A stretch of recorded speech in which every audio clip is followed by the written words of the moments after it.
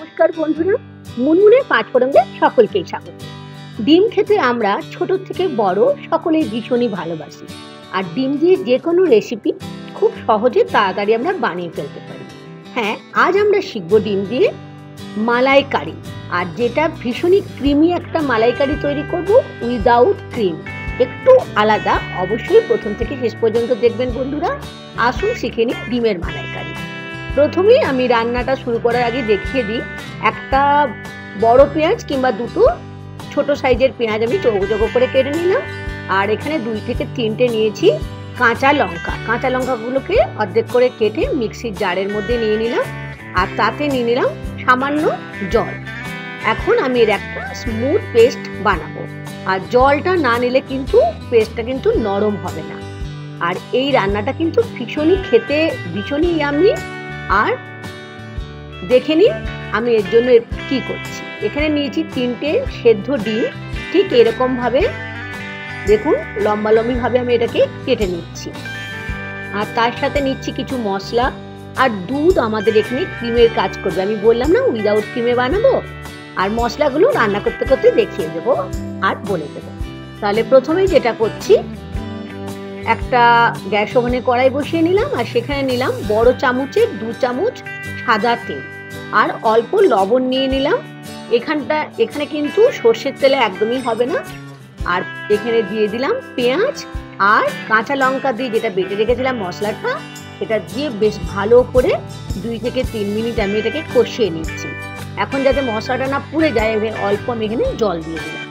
জল দেওয়ার পরে দিয়ে দিচ্ছি 1 চামচ রসুন আর আদার পেস্ট, যেটা আমি আগে থেকে বানিয়ে নিই। এখন এটার সঙ্গে বেশ ভালো করে নেড়ে নিতে হবে 15 মিনিট সময় ধরে। একদম যখন দেখবেন এটা শুকিয়ে আসছে, তখন গ্যাস ওভেনটা বন্ধ করে 200 মিলিলিটারের মতো দুধ, যেটা আমি আগে থেকে জাল করে ঠান্ডা করে রেখেছিলাম, এটার মধ্যে দিয়ে আবার গ্যাস ওভেনটা জ্বালিয়ে দিয়ে এটাকে কন্টিনিউয়াস নাড়তে হবে।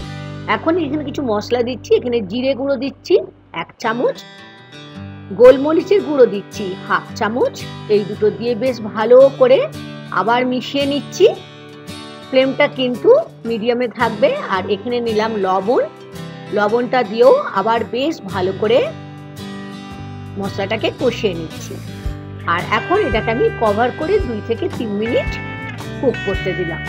দেখেছেন কি দারুণ তেল, একদম তেল ছেড়ে এসছে, একদম ক্রিমি টেক্সচার আমাদের রেডি হয়ে গেছে। উইদাউট ক্রিমে আমরা মালাইকারি বানাচ্ছি, অদ্ভুত না? আর এখানে দিয়ে দিলাম গরম মশলা, এটা কিন্তু আমার ডেসক্রিপশন বক্সের লিঙ্ক থাকবে, অবশ্যই দেখে নেবেন।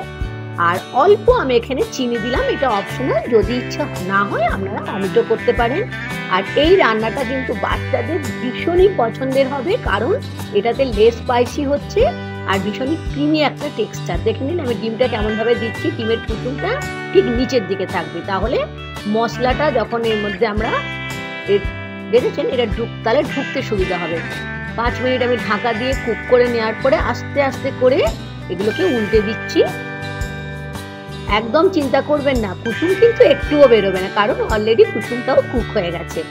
এখন 8 মিনিট 5 মতো ভালো করে কুক করা হয়ে গেলে আমাদের রান্না একদম রেডি হয়ে যাবে। তবে শেষে হওয়ার পর্যায়ে হয়ে গেছে, কিন্তু এখন দিয়ে দিলাম ফ্রেশ ধনেপাতা উপর থেকে।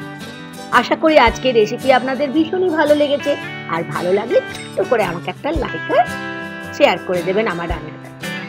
আশা করি আজকে ভালো লাগলো রান্না, আর ভাত কিংবা রুটির সঙ্গে এটা একদম জমে যাবে ডিমের মালাইকারি। আজ এই পর্যন্ত বন্ধুরা, থ্যাংক ইউ।